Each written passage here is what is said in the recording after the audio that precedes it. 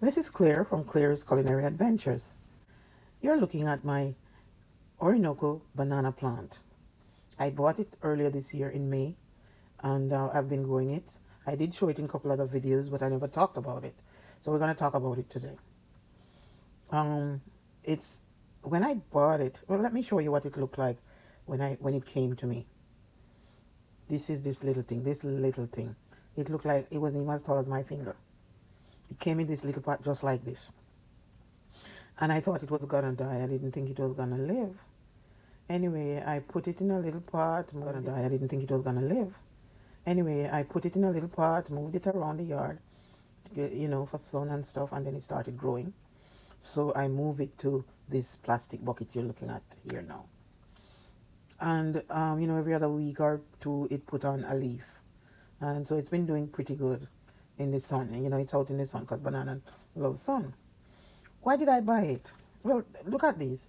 This is what some of them look like from the people I bought it from, the pictures. So some people get them with only one bunch. Some get two, some get more.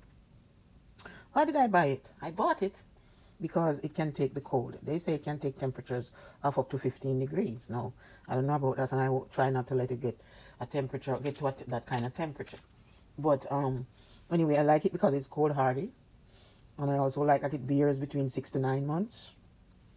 And what else? Anyway, I'll keep telling you more about it. But those are some of the two of the main things I like about this tree. It doesn't get too big. It goes like between 6 to 8 inches high or 6 to 7 inches high. Different places tell you different things. But I'm looking forward to when it doesn't put on any sucker yet. But as I say, look, it's putting out a new shoot, a new leaf. Yeah. Anyway, I'm looking forward to see if it will survive the cold. To see if it will survive the cold, because this is September and we know what's coming, and for me to get a banana. Now, I saw this lady in either North or South Carolina. She had one and she was complaining, oh, they say banana can grow here. And her banana shooted after about 9 months or so, and she had some nice looking banana. And then the cold came and she put some kind of thing around it. And to tell you the truth, it never survived and she chopped it down. So, I keep coming outside to take different pictures. So as you can see, the leaf that was pushing up is now out. So I look forward to, showing you what about this Orinoco. It's called dwarf Orinoco banana. Now I see some people cutting off the bottom leaves, which I shouldn't have. And I'm going to show you why I shouldn't have. But they cut it off, and see, here's where I cut off like 4 of the bottom leaves.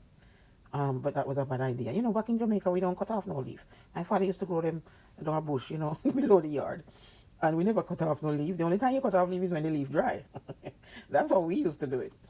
Not we, but my dad. I've never grown a banana. Well, yes, I did grow banana when I got my first house in Jamaica. But anyway, this is where it is right now. But it's not doing well with the bottom leaves gone. I have to be making sure to put, because it keeps falling over. I have to make sure to put more water in there each day, and I even put a stone inside of it, but it's still toppled over. So I moved it from this location at the moment, and I put it across by itself because it keeps falling over and messing up my pepper trees. Oh, this is a this is my gungo tree. Well, two of them. I have two gungo tree, but the banana is what we're about right now. And so see, it's big. It's getting bigger and putting on new shoots every day. So we'll see what happens if it survives the winter. I am looking at it that, it's September now. If it survives the winter, then it should be here next year, hopefully, and put on fruit before winter come again next year. Yeah. So I know you're hoping with me.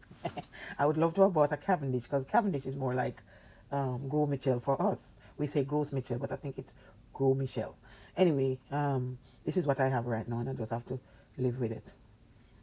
So I'm going to show you now what's been happening with the banana. It keeps toppling over because it's unbalanced, because it's missing the bottom leaves. The bottom leaves help kind of keep it, grounded. They have some weight on them too. And, that was a bad idea. So I'm just telling you in case you buy one and you see other people talking about cutting off the bottom leaves. Leave your bottom leaves. They don't need to be cut off. It's not doing anything to the plant, I think. So that's that.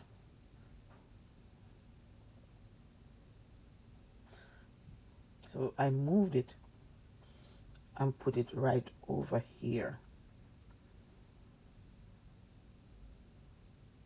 All right, I put it over there because it keeps falling over on the pepper trees. But look, it fall over again every day. It was very windy a couple of days, to tell you the truth. And every time I take it up, it fall over again, losing soil and everything. So I plan to take it out of this bucket anyway and put it in a bigger container so it can go through the wind. Well, I moved it into the greenhouse. Well, sorry, I moved it into another pot. I actually put it in a bag and then put it in a pot. Because I figured it would be, harder to, it took longer to get cold. I bought a heater, a kerosene heater, just for because of the banana and the gungo. And so you can see now it's in the greenhouse looking nice and healthy. This was about October, because it was getting cold, and it got down to about 20 something degrees. And look here. This is the result of it. This is what happened to it. It died. All the leaves fell off. But I was hoping against hope that the next spring it would be still alive inside, in the core of it. But no, I cut it down, left it out, never came back to. It was very disappointing, and I didn't believe them when they talk about 15 degrees. It's not true. It didn't work. Thanks for watching. Please subscribe and share. Appreciate you.